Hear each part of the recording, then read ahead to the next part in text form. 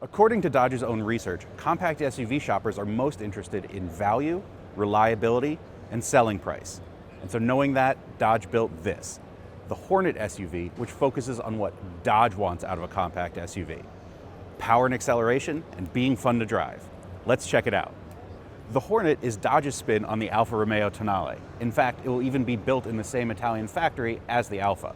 And really, who can blame Dodge? The Tonale holds a lot of promise. We still haven't driven one, but a more affordable Dodge-branded version makes a lot of sense. The Hornet will come in two flavors. This is the GT. It's powered by a 2-liter turbocharged 4-cylinder gas engine, making 265 horsepower and 295 pounds-feet of torque. Dodge says it can do 0 to 60 in as little as 6.5 seconds, and this isn't the performance version. The GT will come standard with 17-inch wheels. 18-inch wheels are optional. There's also an optional track package where you can get 20-inch wheels. The GT also gets a lot of interesting features like standard all-wheel drive, Koni shocks, an electronic limited slip differential, and more. It's a really interesting performance-oriented SUV, but again, not the performance version of the Hornet. The Hornet RT, the performance version, is a plug-in hybrid making 285 total horsepower and 383 pounds-feet of torque from its 1.3-liter turbocharged gas engine and its 90-kilowatt electric motor.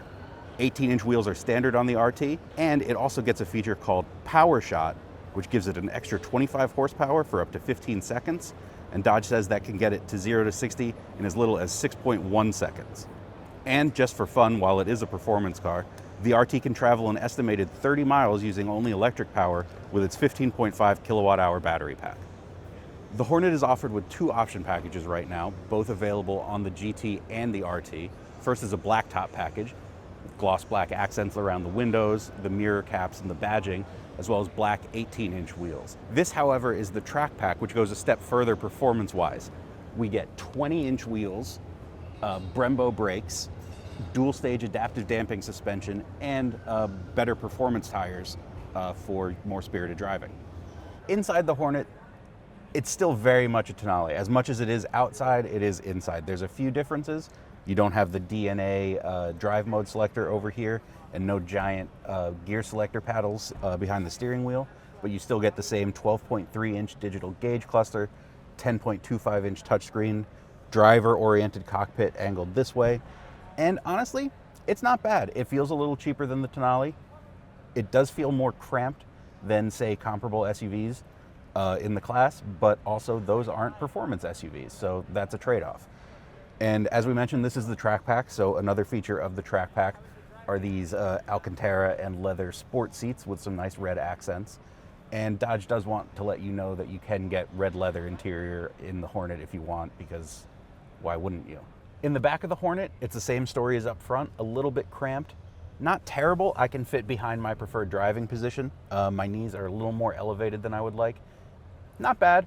A little small for the class, but again, this is a more performance-oriented SUV, so there are going to be some sacrifices.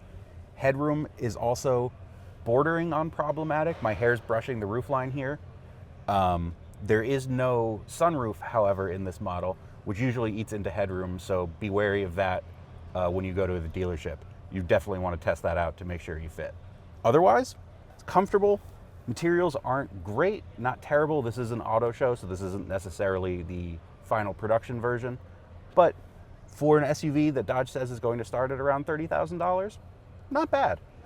The Hornet is a handsome SUV, which makes sense because the Tonale is a handsome SUV. Dodge says the Hornet will start at just under $30,000, but full pricing hasn't been released yet.